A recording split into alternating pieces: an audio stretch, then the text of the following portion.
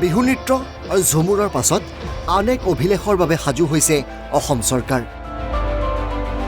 আপোনাৰ দেহ মন শিহৰিত কৰি 1 কোটি নাগৰিকে একেলগে গাব জাতীয় সংগীত। হয়, 1 কোটি অসমবাসীয়ে লগে ভাগে গাব ও মোৰ আপোনাৰ দেশ।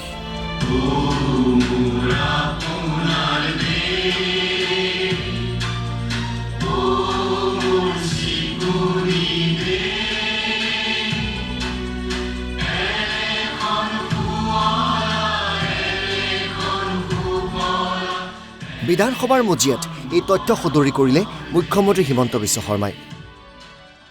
এই বছৰ বৰাক বিটিএডি হাফলং কাৰ্বি আলং গোটেই অঞ্চলবিলাকক সামৰি আমি একেদিনাই একেলগে 1 কোটি মানুহে ও মোৰ আপোনাৰ দেশ গোৱাৰ সিদ্ধান্ত লৈছোঁ। ইতিমধ্যে বিহু আৰু ঝুমুৰৰ এই ধুনীয়া দৃশ্যবোৰ দেখি প্ৰতিজন অসমীয়াৰে মন আৱেগেৰে উঠলি উঠিছিল। আৰু এইবাৰ 1 কোটি লোকৰ মুখত একেলগে শুনিবলৈ পোৱা যাব ও মোৰ আপোনাৰ দেশ। আমি একেদিনাই একেলগে 1 কোটি মানুহে ও মোৰ আপোনাৰ দেশ গোৱাৰ সিদ্ধান্ত লৈছোঁ। ইয়াৰ পিছতে সদনৰ মজিয়াত আৰু বহুকেইটা তথ্য উত্থাপন কৰে মুখ্যমন্ত্ৰী হিমন্ত বিশ্ব শৰ্মাই। অৰ্থৰ অভাৱত যদি কোনোবা ছাত্ৰী অসমত ড্ৰপ আউট হৈছে তেন্তে মই পদত্যাগ কৰিম বুলি ক'লে মুখ্যমন্ত্ৰী। মুখ্যমন্ত্ৰীৰ নিযুত মইনা আঁচনি তাকো সমালোচনা কৰা হৈছে যে চৰকাৰে টকা বিলাইছে। এইবাৰ আপোনালোকে প্ৰথমবাৰৰ ষ্টেটিষ্টিক্স পাব যে ফাৰ্ষ্ট ইয়াৰত পঢ়া এজনী ছোৱালীয়েও কলেজৰ পৰা ড্ৰপ আউট কৰা। আৰু আজি নিযুত মইনা আঁচনিটোৰ কাৰণে এই বছৰ এগৰাকী ছোৱালীয়েও ড্ৰপ আউট কৰা নাই। অন ৰেকৰ্ড কৰি থৈছো, এই বছৰে অসমত আটাইতকৈ বেছি ড্ৰপ আউট অন ৰেকৰ্ড। যিটো নিউ ইকনমিক পলিচিৰ যিটো কোৰ্চ চলি আছে আটাইতকৈ বেছি ড্ৰপ আউট এই বছৰ। আপোনাৰ ৰেকৰ্ড অখিল গগৈ ডাঙৰীয়া চাৰ্জিং টাইপ কথা কৈ থাকে। আপুনি এজন মেম্বাৰ অনাৰেবল মেম্বাৰ আপোনাৰ ডিগনিটিটো মেইনটেইন কৰক না। অখিল গগৈ ডাঙৰীয়া কেতিয়াবা 1 ঘণ্টা দিব যে অসম মাতৃৰ যিমান বেয়া কথা ক'ব পাৰে তেওঁ যাতে কৈ যায়।